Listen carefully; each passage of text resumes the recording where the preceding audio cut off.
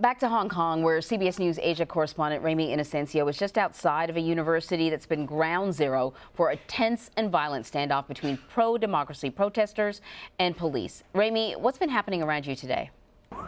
Well, right now, Anne-Marie, there is a lot of commotion. You can see possibly this fire truck that just pulled up right behind us. Now, earlier today, it was actually a very calm sense in the air here around Polytechnic University. But right now, several hours later, there is an increased police presence. There were more police vans here. It seems as if they're building up to something. But earlier today, we did walk inside Polytechnic University, the first time that most media were actually really allowed. And we saw a lot of littered debris, a lot of detritus from the conflict that has been happening over the past 2 to 3 days. For example, unused Molotov cocktails, a lot of bows and arrows around. Yes, I said bows and arrows. A lot of helmets, of course, too.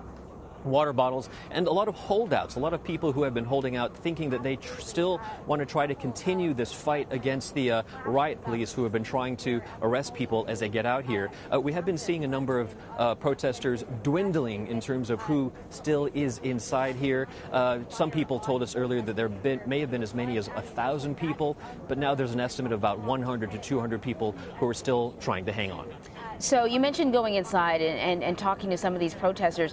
You know, how are they feeling? What are they saying? And did you talk to them about, you know, the whole idea of introducing Molotov cocktails sort of brings the clashes to kind of another level. So did you talk to them about that as well?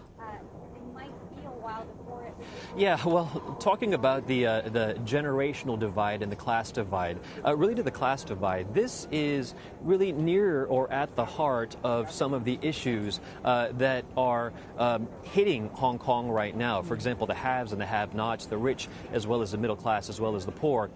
But the people here, they are trying to make sure that their voice is heard by a government who they continue to say still does not listen to them over the past 6 months or so.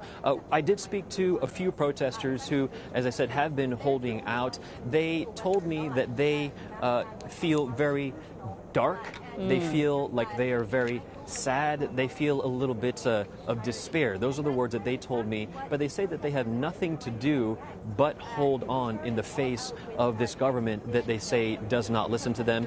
They also said that if they don't fight for what they want now, if they don't do it now, then there's nothing else. There's no other time to do it other than now. Yeah, it looks like they're not going to relent. It also sort of looks like Beijing isn't going to relent. And I point out this Hong Kong court that ruled that the city's face mask ban is unconstitutional, which is good news for the protesters, except Chinese officials responded by saying that the Hong Kong courts don't have the power to make that decision. And when I read about that, I thought that's exactly why these people are protesting, because they don't want Beijing to sort of step into Hong Kong and determine how things need to be run.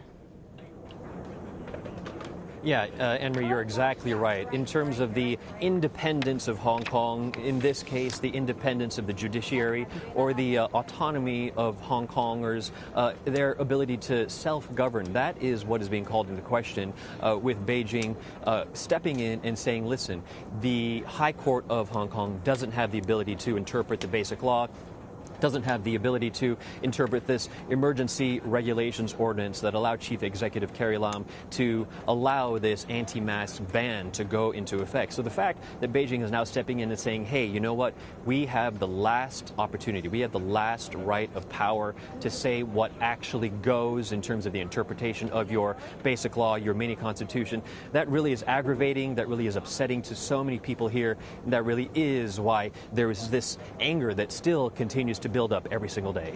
Well, Ramy, thank you so much for your reporting. Stay safe.